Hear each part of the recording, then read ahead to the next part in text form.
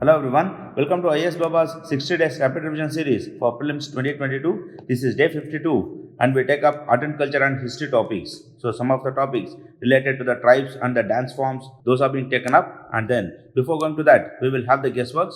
Consider the following statements with respect to Bharat Ratna and Padma awards. Bharat Ratna and Padma awards are titles under the Article 18. We know that they are not the titles, so a basic concept. And then Padma awards, which were instituted in the year 1954, were suspended only once. So friends, here award is something which we give for a matter of celebration. So when the whole nation is suffering and if an administration is worried about celebrations, then it is not a good executive. So we cannot expect Padma awards or Bharat Ratna to be given during the times of emergency or during the times of COVID, where most of the people are dying. So likewise, so in that case only once. So this is too extreme here and we will cut this. Then the number of Bharat Ratna award is restricted to a maximum of 5 in a particular year. So friends, as and when the debates and discussion on Bharat Ratna awards come, so like this person has to be given Bharat Ratna and others. So the debate itself shows that the very awardees of Bharat Ratna are very few and Government of India gives it for very few people. So 5 is very large a number to speak likewise. So either 1 or 2, maximum 3 it can be. Not more than that. So if you have a minimum knowledge on those debates over Bharat Ratna, so we will cut this also. And which of the following statements are not correct? So here, negate all these. So wrong means correct, and wrong means correct. So D, 1, 2 and 3 will be the option. So this approach, that is negation, you have to follow properly, because if you don't follow this, you will get confused. And most of the times you will end up marking correct ones, or you will get confused and marking something else. So keep your approach well structured like this and save time and save resources. Don't squeeze your brain for every question. So keep it simple. Then come to next, the statement 1. The United Nations Capital Development Fund and the Arbor Day Foundation have recently recognized Hyderabad as the 2023 City of the World. Friends, this 2023 City of the World was in current affairs and most of the current affairs materials, they had given this. So not a difficult one, but here the United Nations Capital Development Fund is the topic of discussion. So this is the trap here. See, what is capital development? What is a capital? So that means might be the human resource or might be the infrastructure or anything such related to economics. But why this capital development will come to environment? So there is a skew here. With that, if you put it wrong, so in all these statements, we have only one statement where one is incorrect. So go ahead and mark D as the answer. So even if you don't read the whole statement, no issues, but don't do that. So have a cross check by reading the whole statement and then shed it in the OMR sheet. Then come to next. Consider the following statements in respect of the Laureus World Sports Award, which was instituted in the year 2000. So here first one, American golfer Tiger Woods was the first winner of this award. We don't know. Then the award was received mostly by Formula 1 players, and the Roger Federer received this award maximum number of times compared to others. So here friends, if the Roger Federer has received, so he is not a Formula 1 player, so that minimum knowledge everyone should have. See friends, when Roger Federer or Novak Djokovic or Rafael Nadal, if they win, so that will come in the newspaper editorial also. So don't be that ignorant towards sports. And here if Roger Federer is a winner, he is not a Formula 1, and if Formula 1 is a winner, so that cannot be Roger Federer. So 2 and 3 cannot exist together. So here we have only A and C, 1 and 2 or 1 and 3 only as the answer. And friends, if you have been aware of the minimum knowledge of Formula 1, so after Michael Schumacher, we don't have any one stalwart there. So there are too many competitions and too many people, they win every other races. But Roger Federer is someone who has ruled the last decade. So if you consider that, so 1 and 3 will be the most formidable option. So here a knowledge as well as logic that can zero us to the correct answer. And again, don't leave a question like this just because it is being asked from the sports. So don't get panicked. So just think over that. And mind you, make a habit of reading at least the headings in the sports page of the newspaper and have a minimum knowledge on sports. Then come to next, consider the following statements in respect to the 32nd Summer Olympics. So Tokyo Olympics, here the official motto of Olympics is a new world. Friends, whenever the Olympics was going on, it was highly in news and the motto of Olympics has come in the headlines of the newspaper. So not even in the editorials, in the headlines. And if you haven't read that, so it shows our ignorance. Then the second statement, sports climbing, surfing, skateboarding, karate, baseball are included in the Olympics. So friends, all these sports are very normal ones and nothing like bodybuilding where the steroids are taken frequently. And if you have been following current affairs, so karate was newly included into the Olympics. So we will go ahead and hit second statement as the correct one. So B only will be the answer here. And again, although it is a difficult, not an impossible one, then consider the following with respect to the ICC World Test Cricket Championship. Here, the finalists were decided by the number of matches they won. Friends, the number of matches won is an old idea. Even in the current IPL, the winner is not decided on the number of matches he wins. So it is all about points. And even in the World Cup, it is about points. So at least that minimum knowledge you should be having. And the second statement, New Zealand has ranked ahead of England because it won more matches than England. Again, a corollary of same statement is given. So it is an old idea. So go ahead and mark D as the answer. So only if you are completely unaware of the sports, only then you will leave all these three questions, but else you can attempt this. So be bold and have minimum knowledge and attempt the questions whichever are feasible at least. Then coming to the topics, Pochampally Village. So here the Pochampally Village in Telangana state has been selected as one of the best tourism villages by the United Nations World Tourism Organization. And the best tourism villages by the WTO is a pilot initiative and that aims to award those villages which are outstanding examples of rural destinations and that will showcase good practices. So here the UN WTO has come up with the best tourism village and that village which showcases the best practices of tourism is been designated there. And this also aims to support villages to enhance their rural tourism and potential through training and access to opportunities for improvement. So here, the accessibility and the hospitality, all those things should be improved. And for that, the villagers are trained so that the village becomes a hotspot for the tourists. And here, what are other features for which the Pochampally village is famous? One is for the ikat. So ikat means the tie and dye, friends. So here we have a cloth and here the person, he has tied this and he will dye this cloth. And whenever he dyes, so it will form this shape. And once these tight bands are removed, so it will form a design in itself.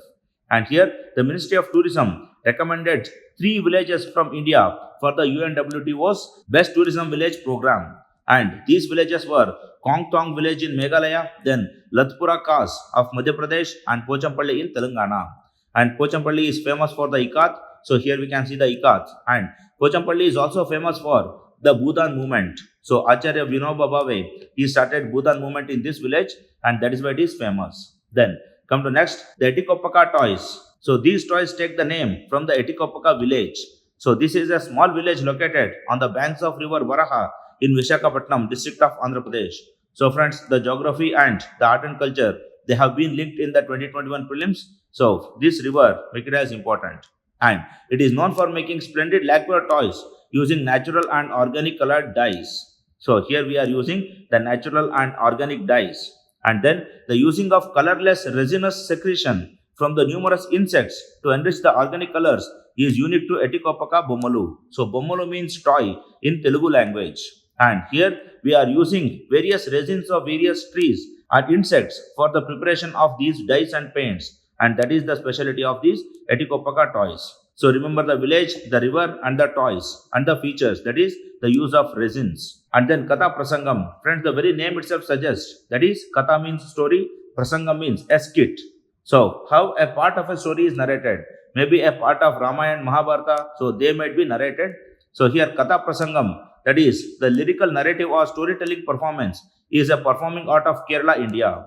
So mark Kerala is important and it combines speaking, acting and singing to present a story. And costumes, makeup or settings are not used. So no costumes are used here. So here we can see a girl who is performing Kathaprasangam. So look at the expression of this small kid. So a very great talent. Then the main artist, that is the Khadikan, tells the story, acts and sings with 2 or 3 other artists accompanying instrumentalists. So here 2 or 3 will be sitting behind and the lead artist, he or she is called Khadikan and they will lead the skit. Then the themes are largely from the classical and the popular literatures. Then it originated from an earlier art form, that is Harikatha Kalakshepam. So again split this word Harikatha. Harikatha means the Katha of Hari or Vishnu and Kalakshepam. So Kalakshepam means it is the place of art. That is Kala means art and Shepam means a place or destination. Then the Nokai and Wanchuwa festival. So first one Nokai.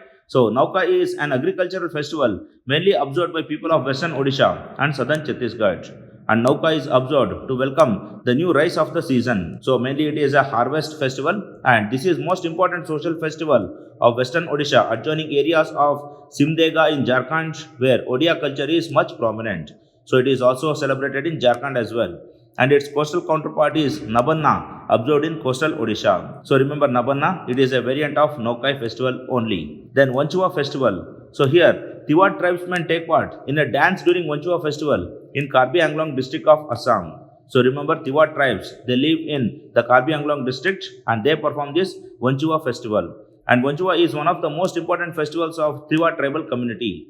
And Tiwas pray for bountiful harvest and protection for their crops from the pests and natural calamities. So again, this is also a harvest festival. Then come to next facts about Tiwa tribes. So Tiwa, they are also called as Lalung tribes. It is an ethnic group mainly inhabiting the states of Assam and Meghalaya in northeast India. Then they are also found in some areas of Arunachal Pradesh, Manipur and Nagaland. And they are recognized as scheduled tribes with the state of Assam. And they were known as Lalungs in Assamese Buranjis. Friends, these Buranjis, these are war chronicles, and the word Buranji is also present in 6th NCRT, so mark it as important. So Lalung and Assam and Buranjis. So these are important facts for these Tiwa tribes. Then the Kavani Sarees. So Kavani Saree, as the name suggests, is the traditional Kerala saree which was worn by the bride.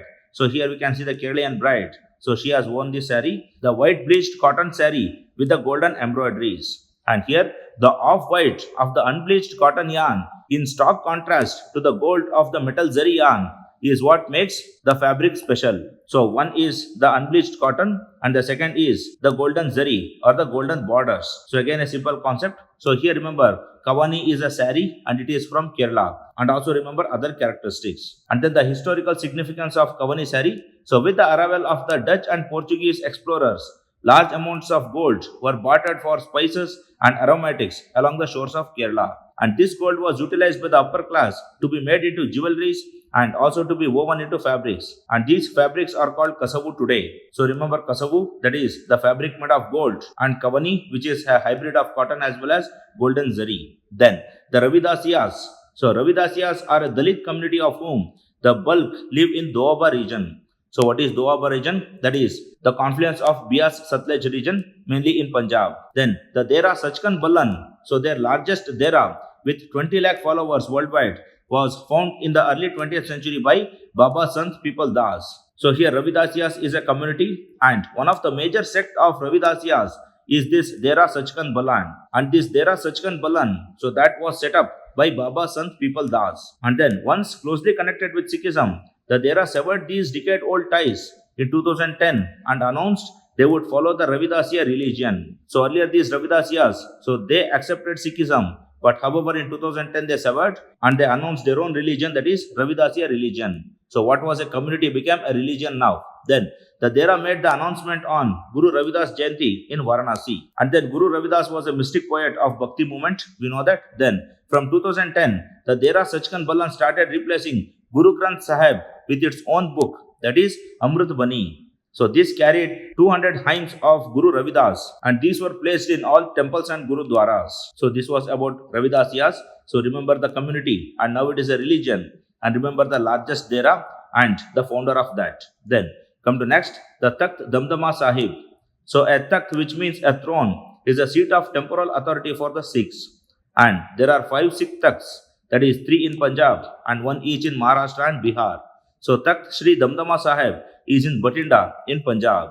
And then it is the place where Guru Gobind Singh, the 10th Sikh Guru, prepared the full version of the 6 scriptures called Sri Guru Granth Sahib in 1705. So remember Batinda, where the Guru Granth Sahib was scripted.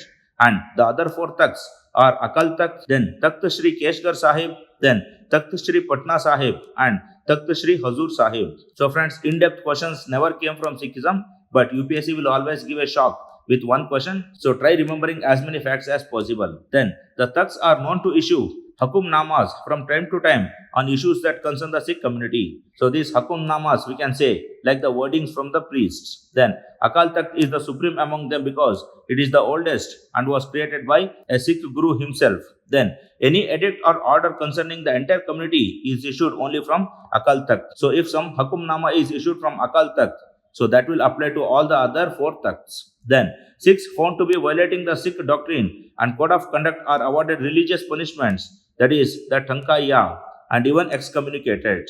So remember the word Tankaya, then Hukumnamas and the 5 Takhts. Then come to next, the Puluvan paatu. So friends, here paatu means song. So in Tamil, Telugu and even in Malayalam, paatu means it is song. And this song is dedicated to the serpent deities in the traditional folk music of Kerala. And Puluvan paatu is rendered by the members of Pulava community. So that is why Puluvan paatu. And it is sung through the month of Karkidakam, which is considered as the month of rain and poverty. So too much of rain and nothing can be grown there. And then Pulavan, the male member, and the Pullavati, that is the woman, would render the song to the accompaniment of Pulavan Veena and Pulavam Kudam. So that is the earthen pot with the string attached. So here we can see the Pulavan Veena and the Pulavam Kudam. So Kudam, Kodam, so all these means pot in Dravidian languages. Then Pulavans are the snake worshippers who render the songs extolling the serpent deities. So they worship the snakes or the serpent deities with their songs. Then the Mahalaya and Samvatsari. First Mahalaya. As per Hindu calendar, Mahalaya is celebrated by the devotees of Ma Durga a week before Durga Puja celebrations. And Mahalaya is marked on the last day of Pitrupaksha. So friends, remember Pitrupaksha, Shuklapaksha and others, and take it as an assignment. Try to do some research on these. Then it is celebrated in the states of Karnataka, Odisha, Tripura and West Bengal. So don't restrict Durga Puja only to Mamata Banerjee and West Bengal. So it is a pan-India movement. Then Samvatsari. So Samvatsari is the last day of Paryushana Shwetambar sect of Jainism. So as per the Paryushana Shwetambar's calendar, so this is the last day. That means something akin to December 31st. And it falls on Shukla Panchami each year in the Jain calendar month of the Bhadrapada. So Bhadrapada, Pushya, Magha, Falguna. So remember those months. And this Bhadrapada lies somewhere between the mid of August and September in the Gregorian calendar. Then on this day, Jains forgive and seek forgiveness from their mistakes committed knowingly or unknowingly from all living beings. And as the matter of ritual, they personally greet their friends and relatives as Michami Dukkadam. So Michami Dukkadam means, so forgive all my sins and take away all my dukkas. So crudely we can take that as a meaning. Then come to next. Gorakhnath, he was the Hindu yogi saint who was the influential founder of Nath Hindu monastic movement in India. So he is an influential founder of the Nath Panktis. And he was considered one of the 2 notable disciples of Matsyendra Nath. So remember, Gorakhnath was the disciple of Matsyendra Nath. And his followers are found in India at the place known as Garbhagiri, which is in Ahmednagar in state of Maharashtra. So remember Garbhagiri. And Nath Pankti is also called Nathas, are the Shaiva sub-tradition within Hinduism in India and Nepal. So remember these are Shaivists. And Nath movement is a medieval movement and it combined ideas from Buddhism, Shaivism and Yoga traditions. So mark these 3 as important ones. And then come to next, Sritattvanidhi and Padittrupathu. Then first one, Sritattvanidhi. So this is the illustrious treasure of realities. So whatever truth is being written in that, and it is a treatise written in the 19th century in Karnataka on the iconography and iconometry of divine figures in South India. So friends, iconography and iconometry means something like praising the gods and making them the icons. And Sritattvanidhi is attributed to the then Maharaja of Mysore, that is Krishnaraja Wadayar. So we know that Wadayar family took over after the fall of Tipu Sultan. So Krishnaraja Wadayar, a higher of Wadayar. So during his time, Sritattvanidhi was written. And then Padittrupathu, it is a classical Tamil poetic work and one of the 8 anthologies in the Sangam literature. So this is a part of Sangam literature and specifically it is a part of Etikoppaka. And it is a collection that exclusively contains Puram, that is the war and public life part of the Sangam poems. And the god Vishnu is the center of this work and is referred to as Thirumal, who holds the disc and the conch. So Thirumal means one who holds disc and the conch. And the invocatory poem is on Krishna. So the poem begins with Krishna. And this Sangam era work talks of a place called Kodumanam. And the place abounds in semi-precious stones.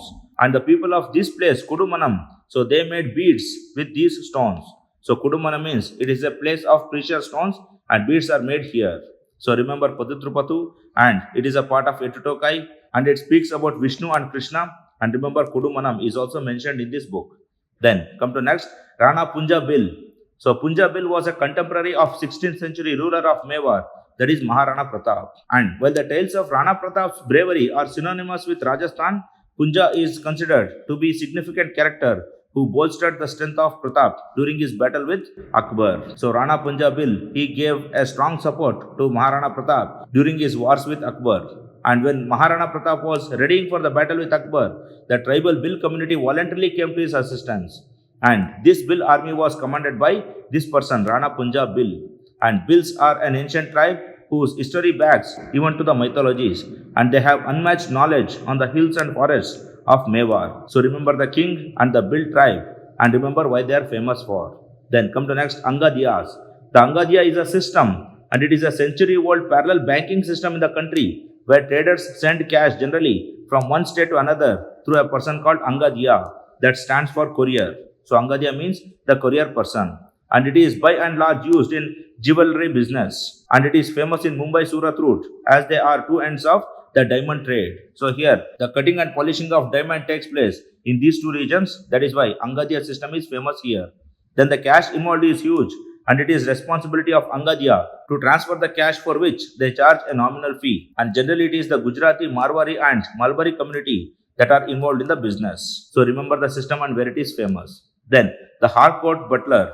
He was an officer of the Indian Civil Service who was the leading British official in Burma for much of his career. So he was in charge of Burma, and he served as Lieutenant Governor and later Governor of Burma. And he also served as Lieutenant Governor of United Provinces of Agra and Oudh. And from 1921 to 22, he was also the Governor of United Provinces of Agra and Oudh. And the Harcourt Butler Technological Institute, Kanpur, established in 1921, was named under him. Friends, whenever UPSC asks a question, the developmental works taken up by the Governor Generals, so that will become important. So here remember Harcourt Butler and where he was Governor and the Technological Institute. Then come to next, Guru Tegh Bahadur. So 40th Prakash Purab of Guru Tegh Bahadur was celebrated, and here Guru Tegh Bahadur was the 9th of the 10th Sikh Gurus and the leader of Sikhs from 1665 until his beheading in 1675. So remember he was beheaded, and he was born in Amritsar, Punjab in India in 1621 and was the youngest son of Guru Hargobind, the 6th Sikh Guru. So remember his father Hargobind. And his 115 hymns are also included in the Guru Granth Sahib, that is the holy book of Sikhs. And he built the city of Anandpur Sahib, which was his headquarters. So even today Anandpur Sahib resolution, so all these are important. And then he helped Rajaram Singh to broker a truce with Ahom kings. So Rajaram Singh wanted to make a peace treaty with Ahom kings of Assam, and he brokered that. And Gurudwara Dubri Sahib on the banks of Brahmaputra commemorates his peace accord. And Guru Tegh Bahadur was executed on the orders of Aurangzeb in Delhi. And the 6 holy premises, that is Gurudwara Sisganj Sahib and Gurudwara Rakabganj Sahib, so in Delhi, so they mark the places of execution and cremation of Tegh Bahadur. So in Gurudwara Sisganj Sahib, execution happened, and in Gurudwara Rakabganj Sahib, the cremation occurred. So these are some of the facts of Tegh Bahadur. Then come to the last part. Friends, history always speaks about the competition for religions, competition for the throne, competition for the rule, and competition for economy. But now the times have changed. Now it is the time of peaceful coexistence, unity and brotherhood and integrity. So this is not the time for Matsya Nyaya, where big fish eats the small fish. It is the time for Ramarajya, where the diversities are celebrated and the differences are appreciated. So we shall all move towards that world and heaven. So all the very best from my side. Good luck, friends.